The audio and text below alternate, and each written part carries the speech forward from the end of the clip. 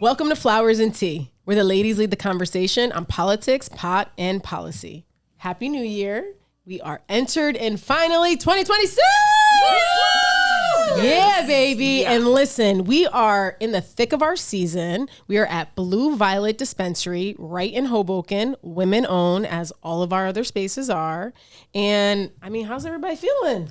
Excited. 2026. Yes. Let's go. As they say, new year, new me. That's it. 2025 needed to end. Exactly. You know. Exactly. Got my money making green on. Definitely. Oh, and the flowers. And the flowers. Yay. Yes. Tea. Yes. Mm-hmm. So we all got the vibes going. Did anybody set any New Year's resolutions? I know sometimes these things are hard to stick by. What you guys got going? I haven't even thought about it yet. No. So I'm still on last year, but I'm gonna get there.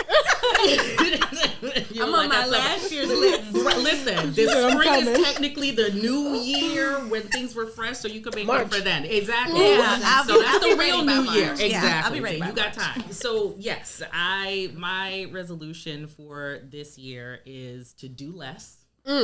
Bars. Okay. Do less. We as women like to do a lot of invisible labor, a lot of unseen labor, a lot of like extra. We like, to go above and beyond. Yes. And I think it's really good to just do less. My father used to say no is a very good word. Use it often. And I'm going to take that advice. Full sentence. What about you, ladies? I'm just really pouring into me, my health, my creativity, and just building things that I thoroughly enjoy. But first, my health. More self-care.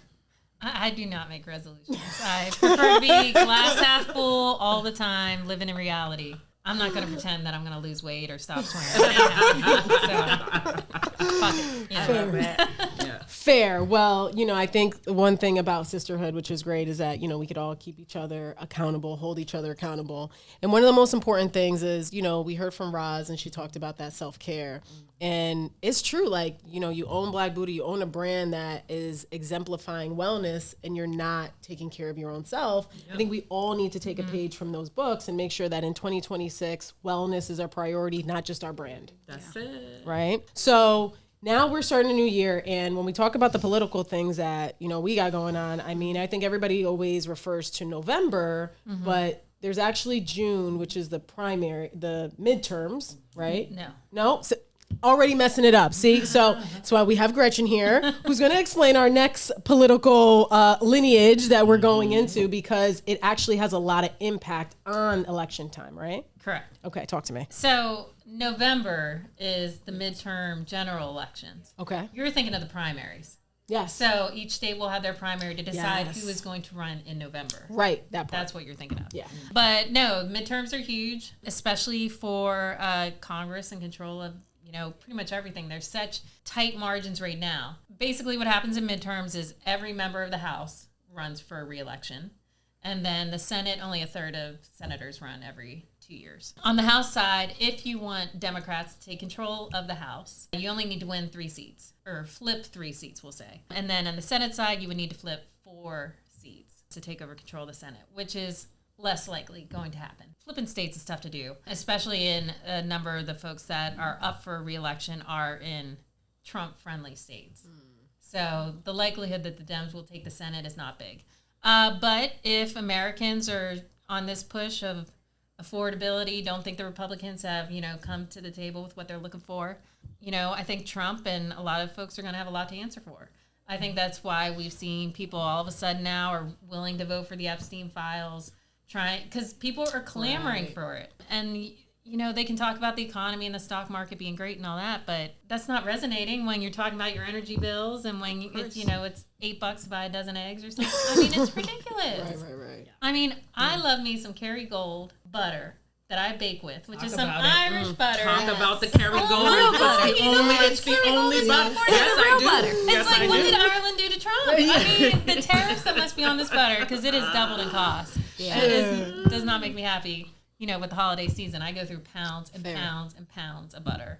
So it's very frustrating. So That shit resonates. Yeah. She's like, fuck these eggs. What's up with this butter? Have you seen the butter? And I'm sorry, I will not use American butter. It's not the same. We've had to switch to buying community half cows and sharing it.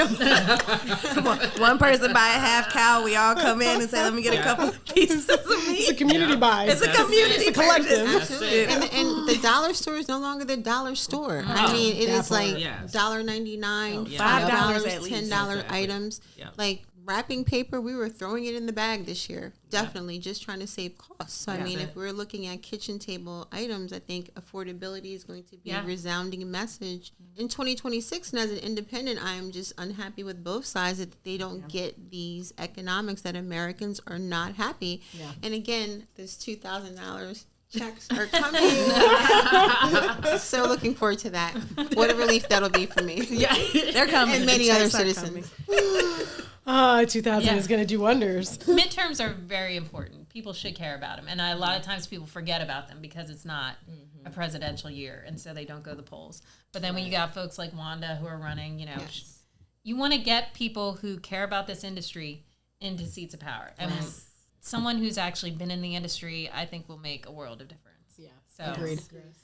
I think when we're talking about from a make it make sense perspective, I like to do that. And I think if we just do the math on it, so like, if your butter is $8 and now it's $4, and you had to make how many pies? I think you gave yourself $2,000. Yeah. Right? Yeah. You can really. This is what I said when you were saying 2,000 isn't a lot. I was like, you buy like 3 things of butter with that. Yeah. Like 3 things of butter. You can get a half a cow. You can get a half a cow for $2,000. Like, still want the $2,000. We need our butter. No, but I'm just, it's crazy, right? Like the numbers. At Safeway, right, you accumulate so many, like $300, right? And you get your free turkey. Free turkey. Yeah. I did that one trip.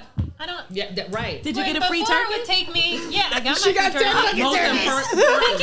I'll take every freebie they'll give me. That's right. I mean, it's just crazy. Before it would take a couple weeks. I got to get them all in. And then it's like, nope, one trip, $300, no problem. Easily. Yeah. We know there's a problem when the casinos are hurting. Well, listen, them seats look mighty filled when we was over there. Last year's league was to turn up. Right.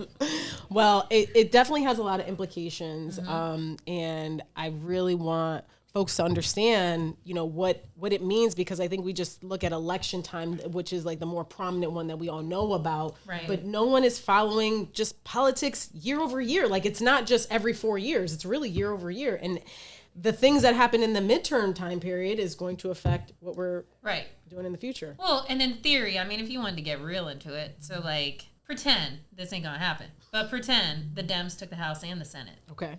And they don't like President Trump, they could impeach him. So there are lots of implications for what can happen when people have, who has the power. It's like John Thune, a Senate Majority Leader, did not want to give up the filibuster. Trump kept saying, dump the filibuster so we can get the government reopened. Well, if he dumps the filibuster, then when the Democrats come to power, they can pass whatever they want. Right. So that's why John Thune is like, no, we got to keep the 60 vote threshold. Right. And so power matters.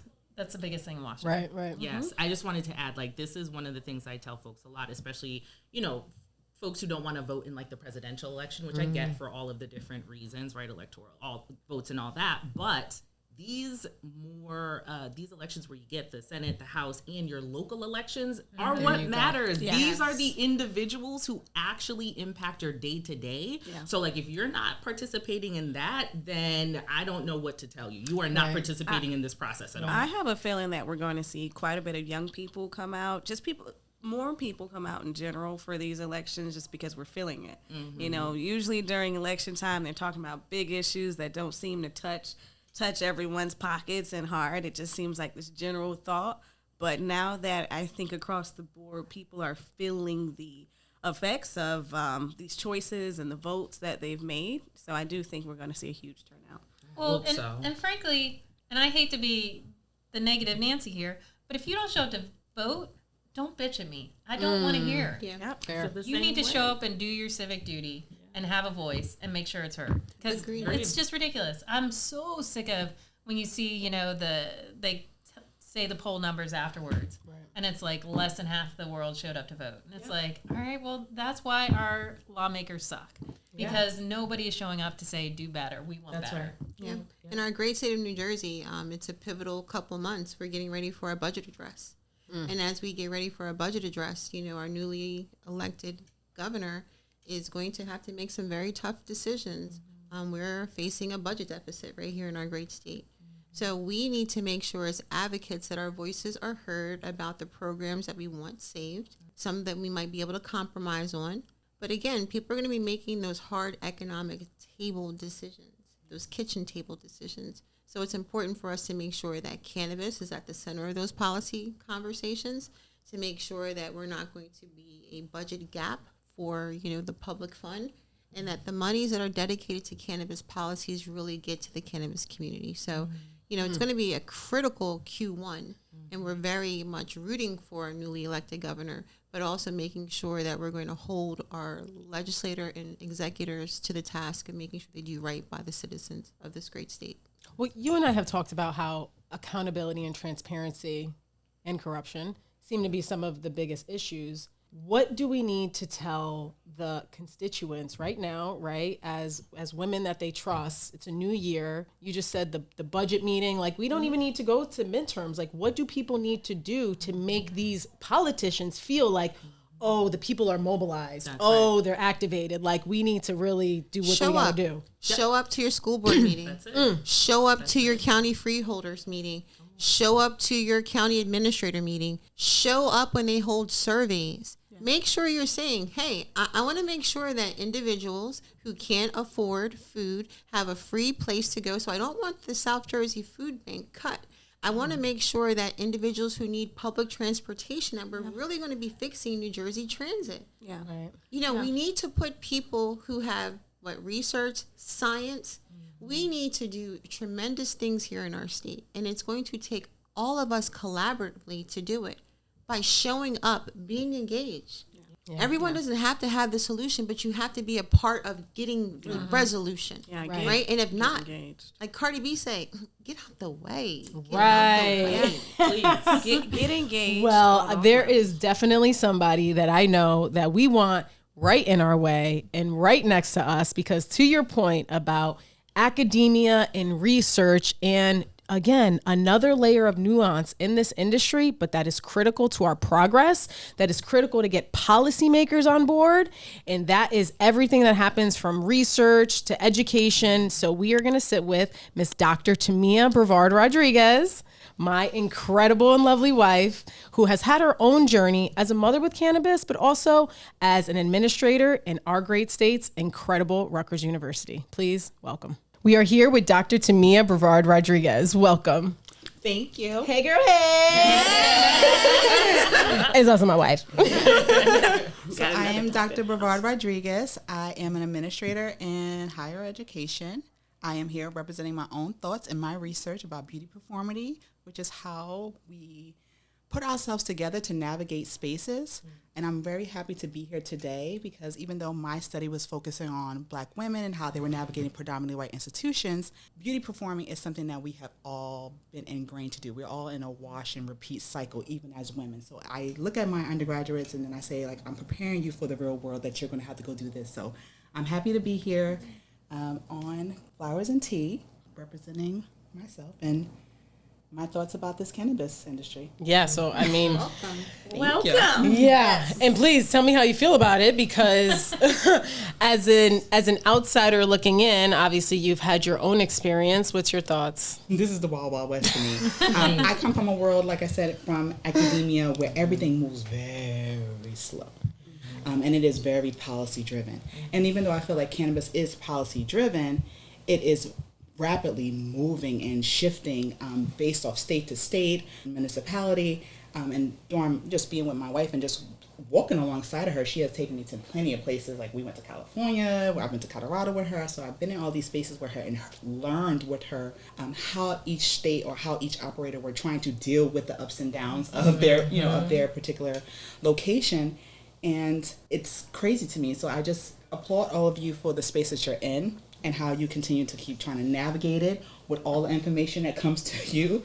I've had my own experience, just trying to figure out what this looks like for me as a state employee, which we'll probably talk about later.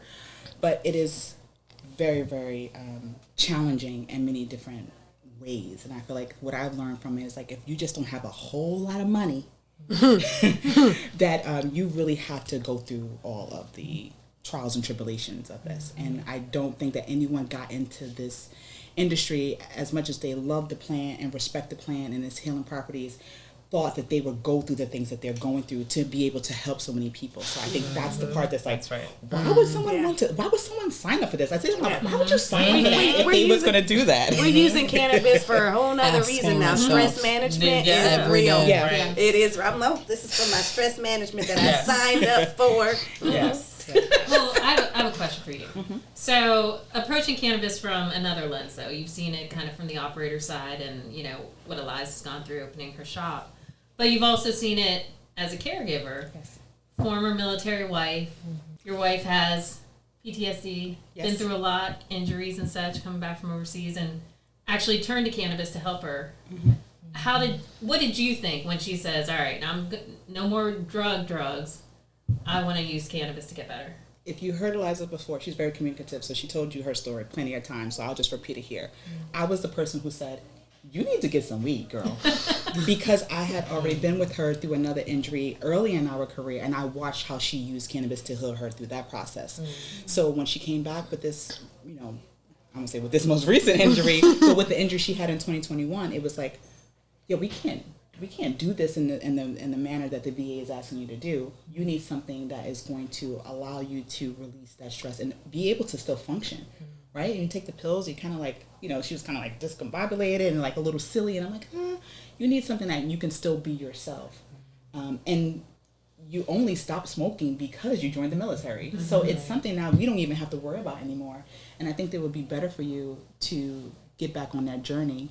And that's what she did. And I was really supportive of that. Well, and also being young mothers, did you want her less discombobulated from the crazy ass pills? And did you look at weed as perhaps a better quality of wellness for her when dealing with your young daughter and trying to, you know, 100%. integrate that into your life? 100%. I mean, I know that with all her PTSD and loving her through that, and that's a whole nother thing. Like Eliza, again, being very communicative, I was always aware of who she was. She always came to me authentically.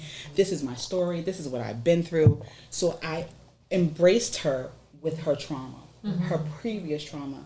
And I have committed to loving her through that, right? Not loving her to fix her through her trauma, but loving her through that she's having human experiences. She's going to start crying. Jasmine was already tender to begin with. She was tender right now. It's important because, you know, people say like, you know, oh, you love someone through their trauma and they have PTSD, and that's the things that make people run. Right. And the reason why I haven't run, because I'm here to show her like you are deserving to be loved regardless of what you went through. But the biggest difference I should say is that Eliza is very much working through her stuff herself, right? So I can just be here to support her and love her through her and remind her she's having human experiences, but it's not my responsibility to heal her. It's her responsibility to heal herself and me walk along her. So that's what I'm pretty much here to do. I'm not here to say, oh, you need to change it, you need to be better. She's like, no, I want to change and I want better. And I'm like, me too. Let's do it together. This is being a good partner. Take notes. If you had questions on your spouse or partner, that's what it looks like. That's it. Example, A, B, and C. So then, Tamiah, let me ask you, right, in that role as supporter and caregiver, and then as a mother as well, right? We've talked a little bit about our motherhood journeys and all the things that accompany that. So how do you self-care? How do you know, is cannabis a part of your routine, your self-care routine, or how do you care for yourself and make sure you have that time as well? I've never really been an overindulgent person when it came to like any vices. So I'm not really a big drinker. I do like a good gummy, right? And I was really hard on myself. As you know, 2025 has been a very, very hard year for us. And navigating that with two small kids was really tough for me because we had to lean on each other, but I also understood she was doing a very, very hard thing that I really couldn't help at all. Right? Like, it's different, like, I help with household things or other administrative things that I know that I can do because I've been doing it before, you know, in the past. But this cannabis thing is like, I cannot. So I have to allow her to have all the space and all the rope and all the conversations and the pacing that she needs to do to get through it. And then I am home, right? I am still mother when it comes to my kids. Like, I'm the one that they follow through the house, right? So I cannot allow myself to become undone because these kids are counting on me, right? And she needs me to be able to do that for her so she can do this. So it was like 1 month, I don't say 1 month, okay? Maybe it was a few months that I was like, I need a gummy every night. And I was getting myself upset with myself, like, you better than this. Like, you know, you don't need anything. You can try. And I was like, no, girl. Yeah, you need to take something. Because it takes the edge of, like, you know, like, just have like a little dance party with my kids. Like, oh, mommy, this is fun, mommy. Other than, like... Yeah. Well, and I think so often as women, we're told by doctors, by our parents, to power through. Yes. That you don't need this. You don't need... Like, talking to Roz the other day about her taking time away for some wellness. I don't know why we feel like we don't need to do that as well. Right. Or why having a gummy at night to finally decompress, you would think, is a bad thing. Well, I would say I am, you know, from the DARE era. I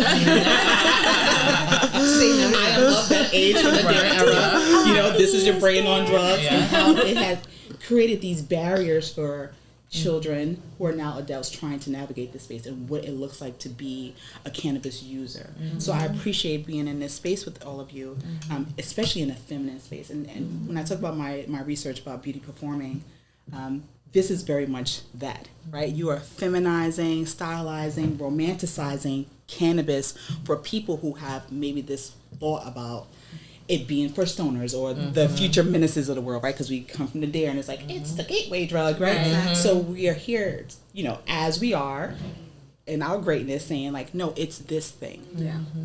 And I think that that's really powerful to take away. And when you talk about the beauty performances, each of you have signed up to do this thing for this flowers and tea in a very feminine way. Intentionally, I want to come here as a woman, and people need to see that. And I know that each of you have decided how you was going to wear your hair, the outfit you was going to put on, and how you were going to navigate that space. And for lack of a better reasoning, like each episode is a first impression.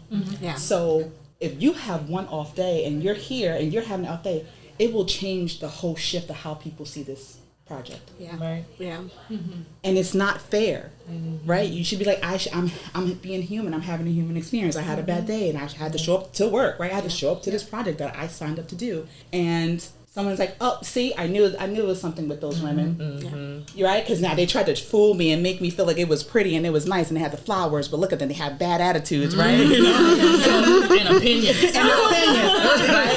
So when you come in and you beauty perform and you kind of stand in your authenticity that this is who I am and this is what I want and this is how I want you to perceive me, and validate me in the space, it's letting them know, like, I know who I am.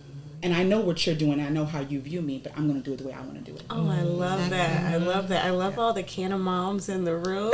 I just want to say, I think cannabis has definitely changed as far as the stigma as cannabis and canna moms, or how moms are being able to show up better for themselves and for their children, and almost have that whimsical childlike experience, because you can take that gummy and you can listen to your show and you're right there dancing right along with them. And to see such a healthy reaction to how do I deal with the stress of the world but still show up for myself, show up for my children, and now that I guess I'll be announcing it here, joining the Mommy Club.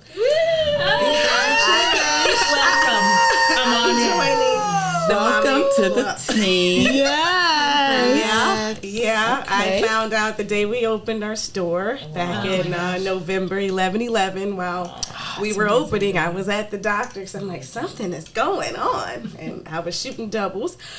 So, in June, I'll be officially a part of the club. Right.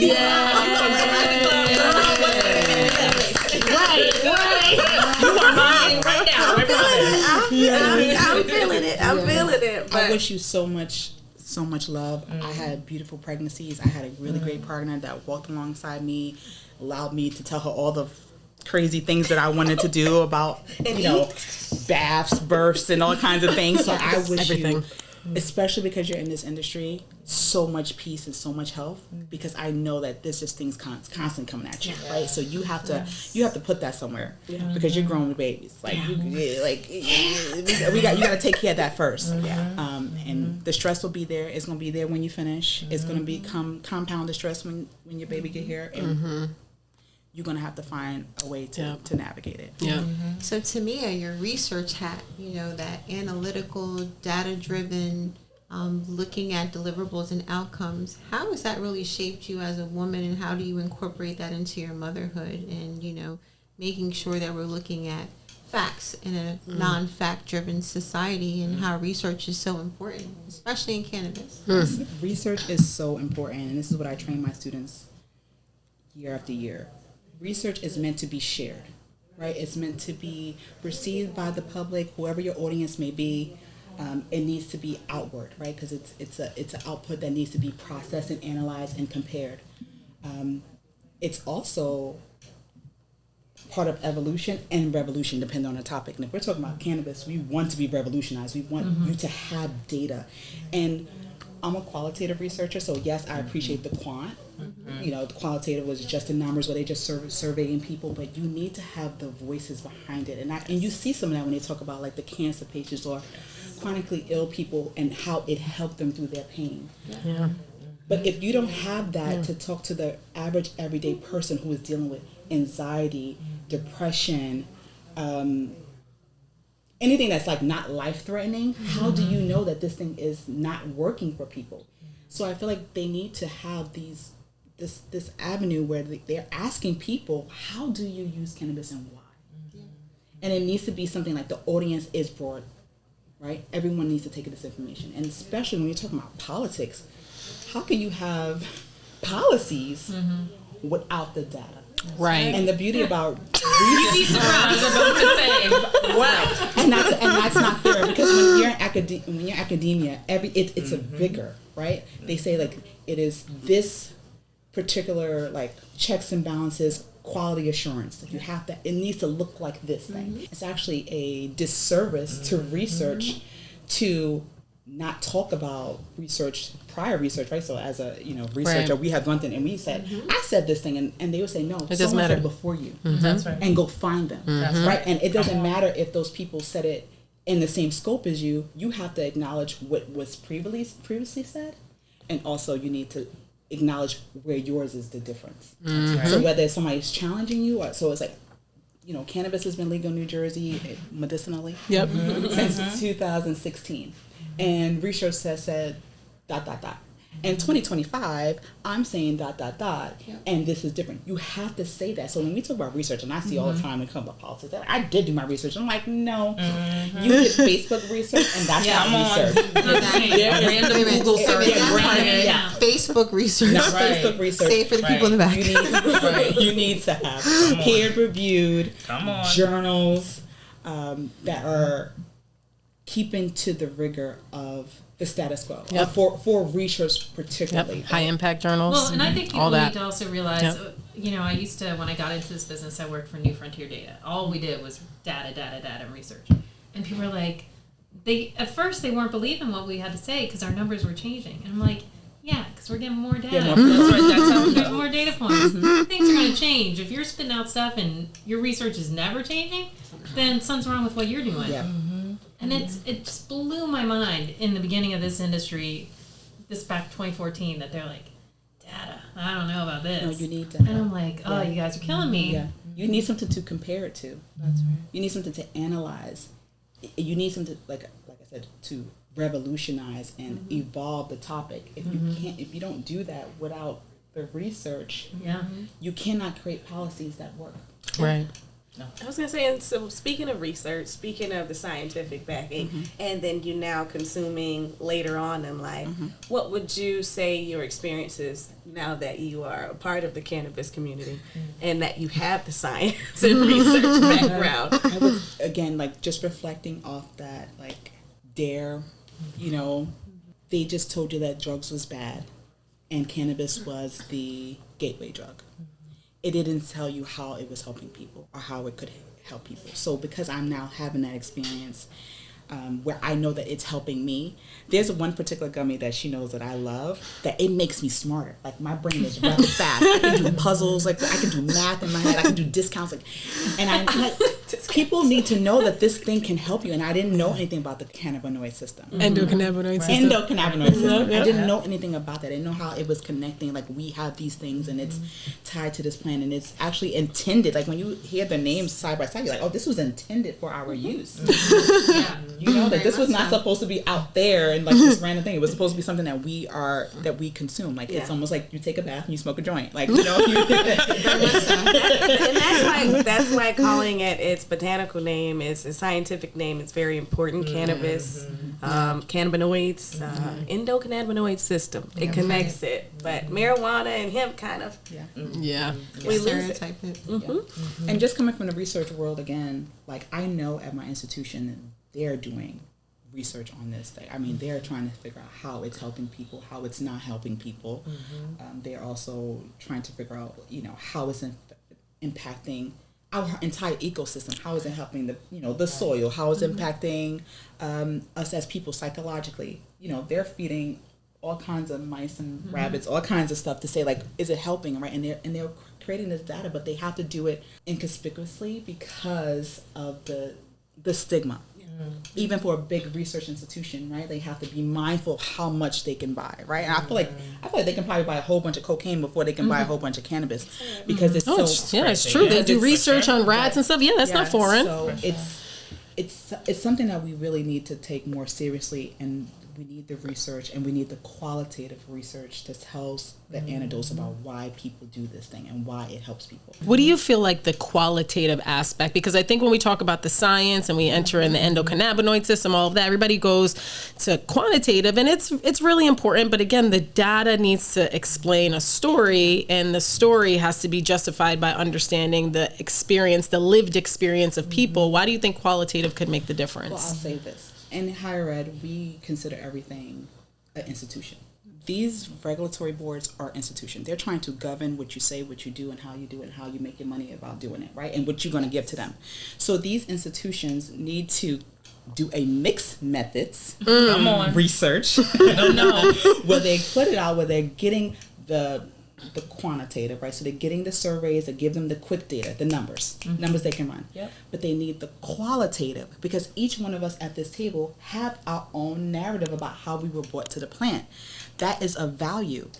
If you do that with 100 more people, 50 more moms, 25 more veterans, right? You have so much rich data that says this is impactful. And you have the ebbs and flows, right? The goods and the bads, and that just happens. But you need to know what it is. You can't just go, well, this is bad, and we're going to make a decision about it, and this is good, and we're just going to try to make as much money off as we can. How? We need like a middle point. So decisions, good, bad, impact, unintended policies. Rutgers alum, RU class, stand up, love Rutgers. But again, unintended policies. I know that you, prior to meeting your lovely wife, have been in research and part of an institutional family. How have some cannabis policies personally impacted your family in a way that was unexpected, in a very challenging and negative way? Can you share with us? I'm going to try to do this in 5 minutes less. Okay, so the biggest impact on me when it comes to cannabis right now, where she stands as being an operator and a majority owner, because I am a state employee, they say that is a conflict of interest. When you have policies that don't meet the people where they're at, we always applaud policy when it's something that we want. We want to keep people safe, they put it all out, and we all clap our hands. But there's this back door that we see with, politicians and what else people call legislators, Right. And they get to take these back doors and they say, well, I don't like this thing, or I don't think this thing works, or my peers told me that this thing works, so I'm going to push this agenda for my thing. And they lump this cannabis thing, the ethics for state employees, into the casino law that's from the 1970s. She was in the process for 2 years. Well, at the time, because we're in the new year, but when this happened, this was 2024. She was only in 2 years. She was open literally like 3 days when I did the ethics survey. They were like, well, the law changed in January 2024. And I was like, well, you thought that I was paying attention to that? Like, I felt like it was like a gotcha moment. Like, we gotcha. Yeah. Oh, we gotcha. And I will say that Rutgers was very supportive of me because they were just like, we know this is not you. This is what the state says they want, and this is a long thing. I don't understand what the law intended to do when they concerned about a conflict of interest. The law is primarily for folks that are politicians, right, or very, very close family and proximity that, like, you know, they probably shouldn't get a license either. Or so like if you're the governor and you're giving a license to your brother, that's what right. Or if you are an attorney or any sort of like regulatory representative, or a state employee that they feel like you have leverage over. Right. And I'm like, who you leverage over? Not on person. Right. So that's where the problem lies, is that it was, and that's with the unintended consequence. It became a blanket.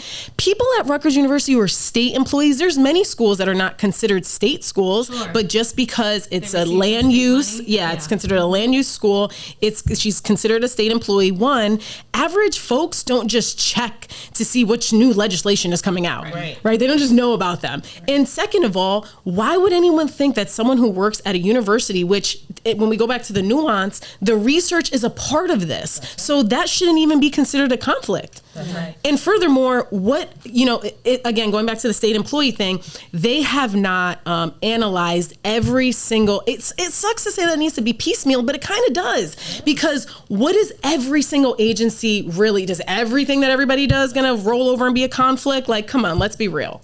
And Eliza, this is exactly where we talk about the nuanced conversations. You cannot blanket anything. Everything needs a certain level of depth and like discovery. And also brings me back to what you just said to me around the storytelling and the qualitative piece of it, right? Because once you're collecting stories and you see, you know, how this impacts people in real time in real life, then you can make better decisions, right? So one of the things I know that we talked about a little bit before too was you just kind of being in this new season. You're a data person, you're a researcher, so typically working behind the scenes, but now you're kind of getting out a little bit more, telling your story a little bit more. Like, tell me a little bit about that. What drove you to do that? It's just my new season. I feel like I needed to stop holding my research to myself, and knowing that I'm going against what I tell my students to do every day is to get it outward. Also, talk about PTSD, like my need to shrink and the cringe of like being exposed is a trauma response for me. So I'm pushing myself to be outward, right? Like, you have a gift, you have a story to tell, you have a research topic that is different from a lot of other people's, right? And you can apply to so many different people's ways of life. You know, my study was about Black girls, but it could be about any girl, right? So I have this thing that I need to put out, and I need to allow it to drive me where it needs to go versus me, you know, kind of, you know, swallowing it again. And then I have my wife here who is, you see, as brilliant as she is, and she's very communicative, and she's like, I'm gonna tell my story, and I don't care what anyone has to say about it, right? Because I'm gonna tell you before you tell me about me, and I have to get past that, like, no, you tell your story, right? And what you're doing is so positive, right? Like, the topic you're talking about is positive. What are you worried about people saying something negative? You know they will anyway, but how many more people will you impact if you just tell the story? So for me, it's like, you just have to do it, right? And I have children now. I have a daughter, and I'm a beauty performer, so I should just say that. But one thing that was really impactful for me when we had our daughter, because I was looking at her and she was as beautiful as she was, and I saw her beautiful caramel skin and those green eyes, and immediately I was telling myself, you have to affirm her. She's smart. She's adventurous. She's this. She's that. Like, and it was like everything but you're beautiful, because I just wanted her, because I feel like all the girls when I was younger that heard they was beautiful. They shared. I'm sorry. So I was so worried about that. I didn't want my daughter to rest on her being pretty. So I wanted to affirm her. You're adventurous, right? And we talked about these things. And then I watched a clip of Gabrielle Union that she was on a podcast, and she was talking about how her relationship with her father and how all she wanted him to tell her was that she was beautiful. And he was like, what? I affirmed you in every other way. Like, you were smart. You were da-da-da. And it was, and all she wanted to hear him say was like, you were so beautiful. And I was like, damn it, I got to do both. Right? So those things matter. And and those are the antidotes, right? Those are the narratives that people need to hear, because otherwise you'll just think that we're doing the right way or the wrong way. And I'm sure all of our kids is going to give us some crap about it later, but about what we missed or we could have done better for them. But it's like being intentional and trying to do your best. And that's also just coming from like, I always was a kid that was like more mature, so I kind of processed the pain and the things that my family was going through, and they're like, they didn't really have a choice, like, God bless them, but I'm gonna do better. But having my wife and seeing and hearing her pain and like what she went through and like how she wants to have better, we know that we have to do better. Right? Like we have to be like, okay, like be conscious of the things that are happening or what they may be perceiving. So that is like the research on top of the self-care with the cannabis to kind of make you open, right? To take that edge off of you, that you're even open enough to be like, okay, like let's talk about it, right?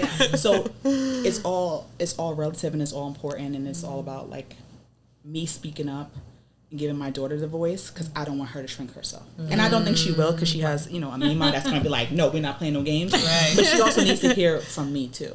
So for sure. So where can we find your research? How can we that want to look to more data and science-based, where can you direct us? Yeah, yours. Hers is public because you got to pay for mine. No, you got to pay for mine too. She said that's behind the paywall. Don't play with me. So the dissertations are they are housed within the institutions that we have that we attended. So you can Google them and you can find them. You pay like a small fee to get them if you have access to research, or you can probably get it somehow. And it's like ESCO, whatever those things are. Yeah, ProQuest.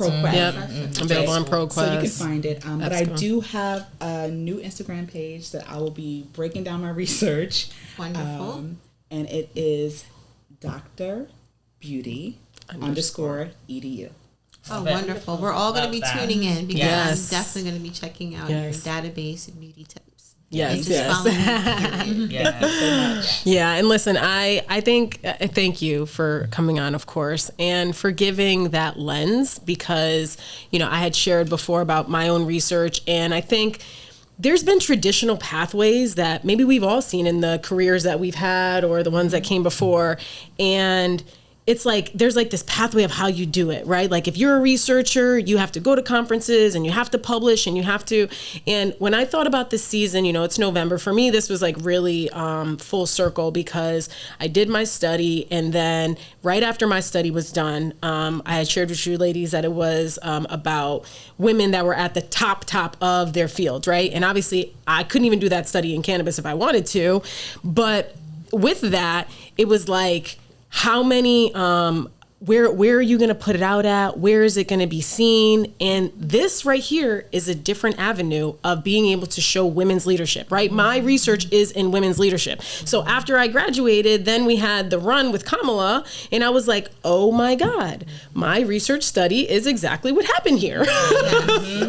A woman at the top of the top in a law enforcement security capacity, because she was a prosecutor, and at the highest level in the nation, and did not get the job. Right. And then in my study, we had findings of the glass ceiling, the glass, the cliff. Then it became the cliff, which is they were giving women these jobs when it was already a failing entity, knowing always. and if they did turn it around, then it just happened to be a 1% win.